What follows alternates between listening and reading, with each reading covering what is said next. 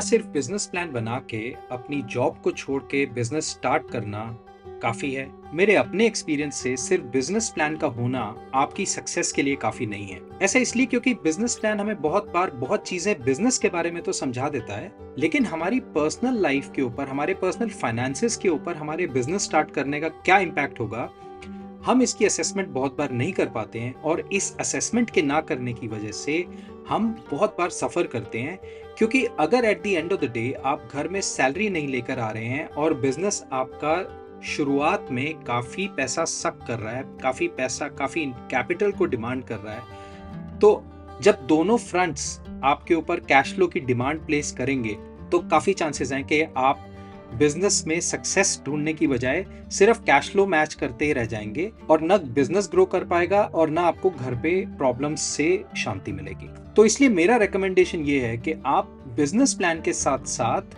अपना personal financial plan भी जरूर बनाएं। पर्सनल फाइनेंशियल प्लान बनाने से आपको आपके घर कितना कैश फ्लो लेकर आना है, जब तक इस चीज की आपको क्लैरिटी नहीं है तब तक बिजनेस में भी सक्सेस का आना आपके लिए मुश्किल हो जाएगा।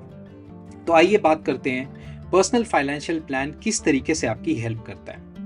सबसे पहले तो पर्सनल फाइनेंशियल प्लान आपकी सैलरी के रुकने के बाद आपके घर में कितना कैश हर मंथ जरूरी होगा उसकी एक एस्टिमेशन होता है। सबसे पहले ये अपने आप में काफी जरूरी चीज है, क्योंकि आपको अपने बिजनेस के अलावा घर में मंथली कितना पैसा लेकर आना है इसका एस्टिमेट शुरू में ही कर लेना बहुत जरूरी है। दूसरी चीज, मान लीजिए आपके बिजनेस में ऑफ कोर्स उतार चढ़ाव आते हैं, बिजनेसेस जनरली सीधा एक स्ट्रेट लाइन में ऊपर नहीं जाते हैं। तो जब उतार आएंगे आपके बिजनेस में तो आपके पास ऐसे कौन से सोर्सेस ऑफ कैश हैं या ऐसे कौन से एसेट्स हैं जिनको आप डिस्कार्ड कर सकते हो और उनसे कैश पैदा कर सकते हो अपने सर्वाइवल के लिए।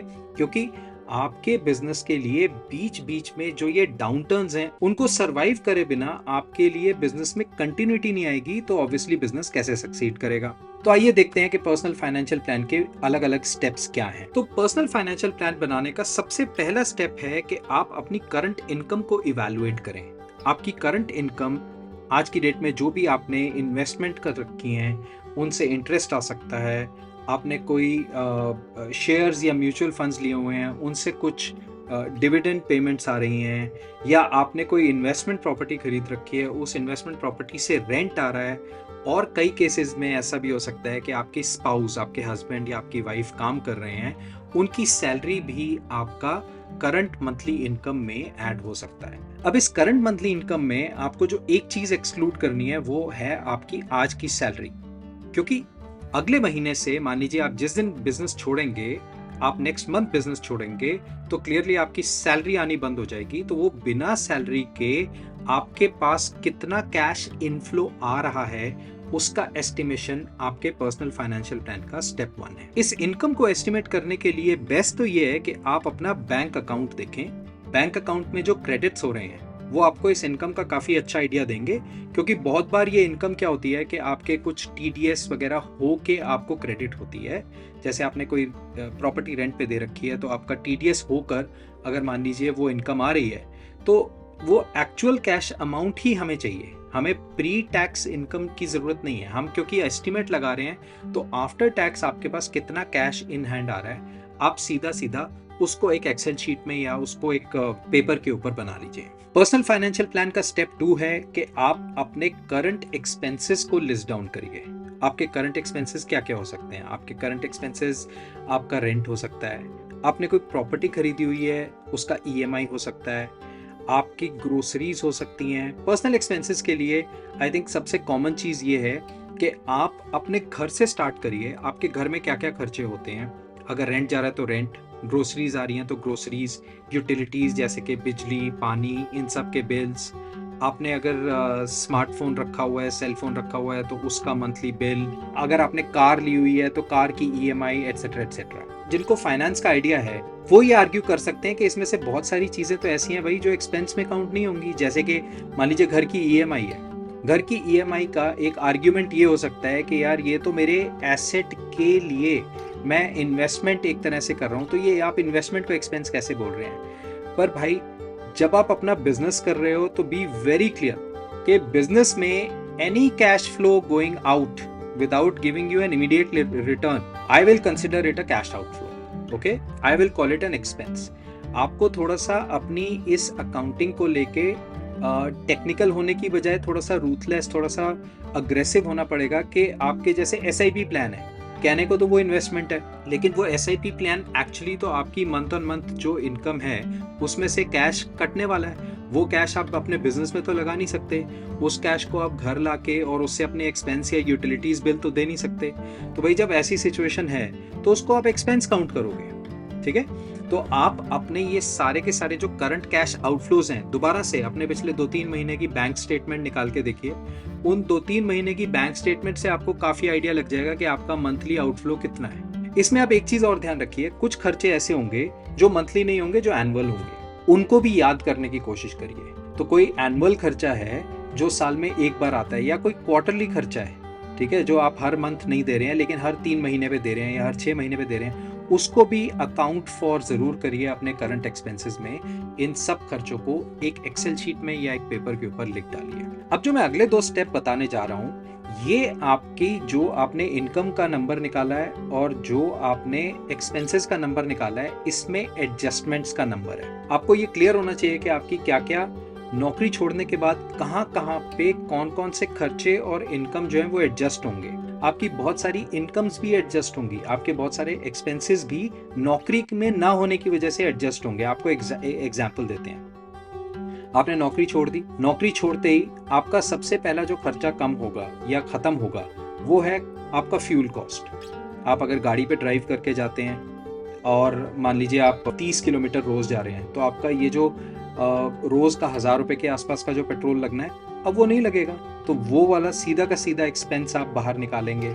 इस तरीके से अगर आप फॉर्मल वेयर में इन्वेस्ट करते हैं, क्योंकि आपकी जॉब में आपको फॉर्मल कपड़े पहन के जाना है, वो खर्चा भी बच जाएगा। तो इस तरीके के आपको बहुत सारे खर्चे जो हैं, जो नौकरी में ना होने की वजह से बचेंगे, उनकी लिस्ट बनानी पड़ेगी और वो आपको अपने जो एक्सपेंसेस हैं उसमें से कम करने पड़ेंगे। 4th स्टेप है कि अब ऐसे कुछ नए खर्चे आपको पड़ जाएंगे जो अभी तक आप नहीं कर रहे थे, लेकिन अब आपको नौकरी में ना होने की वजह से करने पड़ेंगे।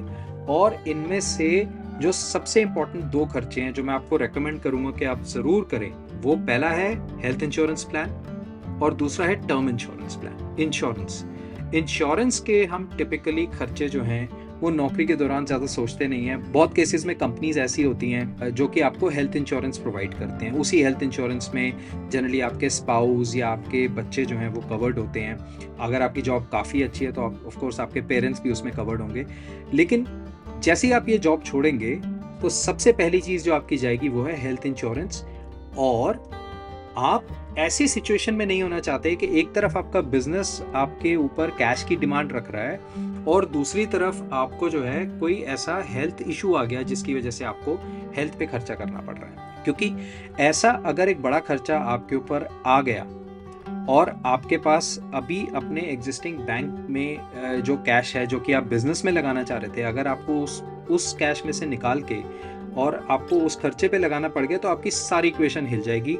और बहुत बार बहुत लोग तो इस झटके को सरवाइव ही नहीं कर पाते, फटाफट नौकरी ढूंढने की नौबत आ जाती है कि भाई बड़ा मेडिकल एक्सपेंस आ गया, अब कैसे संभालेंगे हम। तो अगर आपको एंटरप्रेन्योरशिप कंटिन्यू रखनी है, अगर आपको अपना नया बिजनेस कंटिन्यू रखना है, तो आपको अपनी ये हेल्थ इंश्योरेंस जो है ये ज़रूर करानी है, क्योंकि इसके बिना आपका कभी भी ऐसा झटका पड़ सकता है कि वो पूरे के पूरे बिजनेस को ही स्टॉप कर दें। दूसरा जो खर्चा आपका ऐड होगा स्टेप 4 में, दूसरा जो आपका खर्चा ऐड होगा वो है टर्म इंश्योरेंस। अगर आपने टर्म इंश्योरेंस नहीं ले रखी है तो टर्म इंश्योरेंस इसलिए ज़रूरी है क्योंकि भाई अब आपको आपकी फैमिली की टेक केयर के लिए कोई ना कोई ऐसा प्लान ज़रूर लेके रखना है कि अगर आप मान लीजिए सोल ब्रेड अर्नर हैं फैमिली के और आप अपना बिजनेस लॉन्च करना चाह रहे हैं, अगर आपके साथ कोई सिवियर हेल्थ इशू हो जाता है या कोई ऐसी दुर्घटना हो जाती है तो बाद में फैमिली का क्या, तो उसके लिए एक टर्म इंश्योरेंस प्लान ज़रूर लेके चलें। ये दोनों खर्चे हम बहुत बार सोचते हैं कि यार ये तो एक बारी बस हमने प्रीमियम दे दिया, इसका तो कुछ रिटर्न भी नहीं आना, लेकिन ऐसा नहीं है। बहुत ज़रूरी है कि ये दोनों खर्चे आप ज़रूर करें और इनको करके भूल जाएं, क्योंकि ये आपकी मन की शांति, आपकी मेंटल सिक्योरिटी के लिए बहुत ज़रूरी है कि आप एटलीस्ट ये अश्योर्ड हो कि कोई हेल्थ इशू हुआ या कोई अनटूवर्ड घटना हुई, कोई दुर्घटना हुई, उस केस में एटलीस्ट आपकी family is taken care of. तो ये दोनों के दोनों खर्चे आप ज़रूर अपने पर्सनल एक्सपेंसेस में ऐड करेंगे, जो कि आप शायद नौकरी में नहीं कर रहे थे। अब हम आते हैं स्टेप 5 पे। पर्सनल फाइनेंशियल प्लान का जो स्टेप 5 है वो थोड़ा सा ट्रिकी है, और उसके अंदर कुछ चीज़ें ऐसी हैं जो आपका बहुत बार करने का मन नहीं करेगा, लेकिन वो शायद आपको करनी पड़ेंगी। ये स्टेप 5 है कि जो आप वॉलंटरी इन्वेस्टमेंट्स, जिनको आप इन्वेस्टमेंट सोच रहे थे, जो आप कुछ वॉलंटरी ऐसे खर्चे हैं जिनके बिना आपका काम चल सकता है, उनको कम करना। उनको कम करना क्यों ज़रूरी है? उनको कम करना ज़रूरी इसलिए है कि आपको अपने बिजनेस के लिए मैक्सिमम कैश अलाउ करना है। तो आपको अपनी जो आपके पर्सनल खर्चे हैं उनमें कुछ ना कुछ कटौती तो करनी पड़ेगी।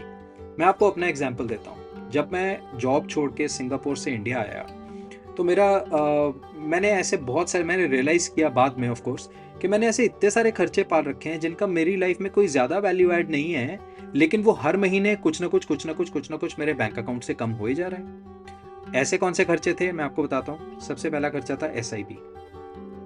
SIP आप लेते टाइम सोचते नहीं हो। SIP में नौकरी के दौरान ऐसा लग रहा होता है कि भाई मेरे को तो बहुत कैश गिर रहा है, इस कैश को मैं करूँ क्या। उसके हिसाब से ये ठीक भी होता है कि आपके पास जो एक्स्ट्रा कैश है वो आप उसको आपके सेविंग्स में पड़ा रहेगा, उसको आप देखेंगे, कोई ना कोई खर्चा कर लेंगे, कोई एक्सपेंसिव कार ले लेंगे, कोई एक्सपेंसिव बाइक ले लेंगे। उससे अच्छा है उसको निकालो, वहाँ से उसको निकालो और इन्वेस्टमेंट प्लान में डाल दो। तो ये उसके लिए तो बुरा नहीं है, लेकिन जैसे ही आप नौकरी छोड़ोगे, आपको ये SIP, आपको ये जो इन्वेस्टमेंट प्लान होते हैं जिनमें इंश्योरेंस भी क्लब्ड होती है, जो कि LIC सबसे कॉमनली बेचता है, सबसे पहले आपको वो चुभना शुरू होंगे। ये मैं गारंटी दे रहा हूँ, क्योंकि मेरे साथ तो यही हुआ था कि वो इन्वेस्टमेंट प्लान मुझे इतना चुभने लग गए कि आफ्टर ऑल मैंने बहुत सारे प्लान्स तो लॉस के ऊपर मैंने बंद कराए। क्यों? क्योंकि अब मैं सस्टेन ही नहीं कर सकता था कि भाई ये खर्चे मैं कहाँ से देता रहूँगा। मेरे पास बिजनेस से अभी उतनी इनकम आ नहीं रही कि मैं इन एक्सपेंसेस को, मैं इन सो कॉल्ड इन्वेस्टमेंट प्लान्स को मैं चलाता जाऊँ। तो इसलिए मैंने वो सबसे पहले बंद कराया, उनमें मेरा काफ़ी लॉस भी हुआ। तो आपको क्या मैं रेकमेंड करूंगा, अगर आपके मन में थोड़ा सा भी है कि भाई हो सकता है मैं कल को अपना बिजनेस स्टार्ट करूं, अगर जरा सा भी ऐसा इंक्लिनेशन है, तो प्लीज अपनी जान बचा के रखो इन इन्वेस्टमेंट प्लान से। कोई भी मंथली इन्वेस्टमेंट प्लान मत शुरू करना अगर कल को एंटरप्रेन्योर बनने का जरा सा भी आपको अंदेशा है, ठीक है। और अगर आपने सोच ही लिया है तो आप इन प्लान से निकलने की प्लानिंग करो। तो ये थोड़ा सा एक ऐसा खर्चा होता है जिसको इतना आसान नहीं होता समझना, लेकिन ये जब आपको 1 साल बाद चुभने लगे और उस टाइम आप ये प्लान्स बंद करो, उससे तो अच्छा है कि ये आज ही स्टेप ले लो। जो दूसरे कुछ खर्चे आपको कम करने हैं वो हैं कुछ ऐसे खर्चे जो नौकरी के टाइम हम ज़्यादा सोचते नहीं हैं, जैसे कि eating out, right. Eating out में हम काफ़ी पैसा लगाते हैं। ईटिंग आउट में रेस्टोरेंट्स भी ऑब्वियसली, क्योंकि रेस्टोरेंट्स ने भी किराए भरने होते हैं, तो वो आपको मोटे मोटे सर्विस चार्ज और ये सब लगा के आप 5-5 हज़ार की पार्टी करना, 10-10 हज़ार की पार्टी करने से पहले सोचते नहीं हैं। लेकिन रियलिटी ये है कि जब आप एंटरप्रेन्योर बनेंगे तो आपको ये खर्चे बहुत ज़्यादा चुभेंगे। तो आप ये पहले से मन बना के चलें कि भाई पहले 1 या 2 साल जब तक मेरा बिजनेस मेरे को मेरी सैलरी के बराबर का रिटर्न देना नहीं शुरू कर रहा, तब तक मुझे ये खर्चे थोड़े अवॉइड करके चलने पड़ेंगे। इस चीज़ का डायरेक्ट इम्पैक्ट आपकी फैमिली और सोशल लाइफ पे भी आता है, ये मैं आपको पहले बता दूं। नौकरी छोड़ के बिजनेस स्टार्ट करना आसान नहीं है। आपकी सोशल लाइफ अगर आपके ऐसे ईटिंग आउट और इस तरह के प्लान्स पे डिपेंडेंट है तो उस पर डेफिनेटली इम्पैक्ट आएगा। इसलिए बहुत सोच समझ और बहुत कैलकुलेशन के साथ आपको आगे चलना होगा। तीसरी जो बड़ा खर्चा हमारा नौकरी के दौरान जो हम बहुत रेगुलरली करते हैं, लेकिन बिजनेस के पहले 1-2 साल में हम शायद ना कर पाएँ, वो होते हैं हॉलीडेज़। अगर आपको ओवरसीज़ हॉलीडेज़ की आदत है, अगर आपको इंडिया में ही 4 स्टार 5 स्टार प्रॉपर्टीज़ में जाके रहने की आदत है, हर 3 महीने में एक हॉलीडे करने की आदत है, पहले 1-2 साल तो भाई थोड़ा सोच के, पहले 1-2 साल तो मुश्किल होगा वो खर्चे करना। और वो 1-2 साल वैसे भी आपको अपना टाइम, अपना ये टाइम का इन्वेस्टमेंट, कैश का इन्वेस्टमेंट सारा बिजनेस में देना है। तो इसके लिए मेरी रिकमेंडेशन ये है कि क्योंकि आपकी लाइफ के ऊपर सोशल इम्पैक्ट काफ़ी पड़ने वाला है बिजनेस स्टार्ट करने का, आपकी लाइफ पे ये हॉलीडेइंग वगैरह इन सब चीज़ों का काफ़ी इम्पैक्ट पड़ने वाला है। तो आप अपने स्पाउस, अपनी फैमिली को भी ऑन बोर्ड करके चलें, उनको ज़रूर ये समझाएं कि भाई पहले कुछ साल थोड़े टफ होंगे, हमारा लाइफस्टाइल के ऊपर आपके नौकरी करने का थोड़ा बहुत इम्पैक्ट आ सकता है। Last step, 6th step in making your personal financial plan. अब ये जो स्टेप है, इसमें एक्चुअली ये सिर्फ एक आपने कैलकुलेशन करके रखनी है। ये कैलकुलेशन एक अलग पेज पे, एक अलग एक्सेल शीट के ऊपर करके रखनी है। और ये कैलकुलेशन क्या है कि इसके अंदर आपके पास जो भी एसेट हैं जिनके बिना आपकी लाइफ चल सकती है, आपने उन अपने सारे एसेट्स की लिस्ट बना के रखनी है। इनफैक्ट बहुत सारी चीज़ें ऐसी आप रियलाइज़ करेंगे कि आपने ज़बरदस्ती ख़रीद ली थी नौकरी के टाइम, लेकिन बाद में ज़रूरत नहीं है। आपको एक एग्जांपल मैं अपना ही देता हूँ। जब मैं जॉब कर रहा था तो मेरे पास स्पेयर कैश था। उन दिनों रियल एस्टेट मार्केट बहुत हॉट थी, उठाया और एक फ़्लैट ख़रीद लिया। अब ना मेरे को उस फ्लैट में रहना है, ना मेरे को उस फ्लैट की कोई और वैल्यू है, लेकिन क्योंकि सारी दुनिया रियल एस्टेट में इन्वेस्ट कर रही थी, तो चलो भाई मैंने भी पैसे उठाए और डाल दिए। मेरे पास जितना स्पेयर कैश था, एक EMI चालू कर ली। अब वो इन थ्योरी एसेट है, लेकिन अगर आप इवन फाइनेंशियल डेफिनेशन देखेंगे एसेट की, तो asset is something that gives you cash in future. लेकिन भाई प्रेजेंटली तो आपका कैश आउटफ्लो ही हो रहा है ना। आपने वो एसेट तो खरीद लिया, बड़ी गाड़ी खरीद ली, उसकी EMI आप दे रहे हैं। ये सारी की सारी चीजें, ये सारे के सारे जो एसेट हैं, कहने को बड़ी गाड़ी या एक एक्स्ट्रा इन्वेस्टमेंट प्रॉपर्टी, ये इन थ्योरी ये एसेट हैं। लेकिन जब आप नौकरी छोड़ के और अपना बिजनेस करने उतरोगे और जब आपके ऊपर हर एक रुपए का प्रेशर होगा, उस टाइम ये आपको चुभने लगेंगे। उस टाइम हो सकता है कि आपको इन एसेट्स को साइडलाइन करना पड़े, इन एसेट्स को निकालना पड़े। और उसमें कोई बुराई भी नहीं है। आपका बिजनेस चल जाए, इससे अच्छी कोई सिचुएशन नहीं हो सकती। और अगर चल गया तो आप अपना एक एसेट निकालोगे और ऐसे 10 खरीद पाओगे। तो अपनी लाइफ में आपको लग्जरीज के लिए जो आपने एसेट्स खरीदे हैं, उनकी भी एक लिस्ट होनी बहुत ज़रूरी है। क्योंकि जब आपका बिजनेस में डाउनटर्न हो, फाइनेंशियल डाउनटर्न हो, या कोई ऐसी पेमेंट है जो आप करनी है, आपके पास कोई चारा नहीं है, उस टाइम आपको इन सारे एसेट्स की लिस्ट तैयार होनी चाहिए।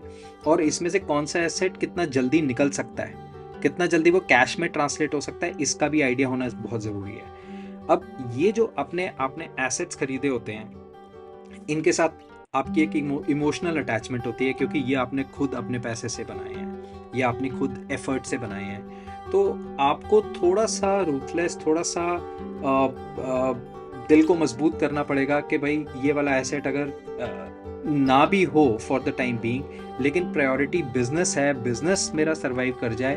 तो आप हमेशा याद रखिए, बिजनेस से एसेट बनेंगे। और तो बिजनेस से एसेट बनाने के लिए अगर आपको अभी पुराने एसेट्स को निकालना भी पड़े, तो यू शुड बी ओके। उसके बारे में आप ज्यादा ना सोचें, ज्यादा दिल को ना लगाएं उस बात को। तो इस वीडियो में हमने क्या देखा? इस वीडियो में हमने ये देखा कि भाई बिजनेस प्लान के साथ साथ अपना पर्सनल फाइनेंशियल प्लान भी उतना ही जरूरी है। क्योंकि जब तक आपका बिजनेस जो है वो अपने आप में इंडिपेंडेंट नहीं हुआ और आपको कैश जनरेट करना शुरू नहीं करके दे रहा, तब तक आपका जो पर्सनल फाइनेंशियल जो स्ट्रेन है वो आपके ऊपर एक डबल इम्पैक्ट डाल सकता है। भाई इधर से बिजनेस भी पैसा मांग रहा है, उधर से मैं घर के खर्चे भी नहीं चला पा रहा। पता चलेगा कि जॉब बेकार में छोड़ी और बिजनेस तो चला नहीं, उल्टा ये गैप आ गया बीच में, एक फेल्ड एंटरप्रेन्योर का टैग लग गया 16। तो please personal financial plan, business plan जितना ही ज़रूरी है, इसको पूरे के पूरे ये जो मैंने 6 स्टेप बताए हैं, इन 6 के 6 स्टेप्स को फॉलो करें। आपको काफ़ी आइडिया लग जाएगा कि आपका मंथली कैश शॉर्टफॉल, आपका मंथली कैश का गैप कितना है, कहाँ कहाँ पे आप कटौतियाँ कर सकते हैं, कौन कौन से आपके पास एसेट हैं जिनको लिक्विडेट करके आप बिजनेस में या अपना घर चलाने के काम ला सकते हैं। तो इसको ज़रूर फॉलो करें और मेरे चैनल को सब्सक्राइब करके मेरे बाकी वीडियोस की वेट करें।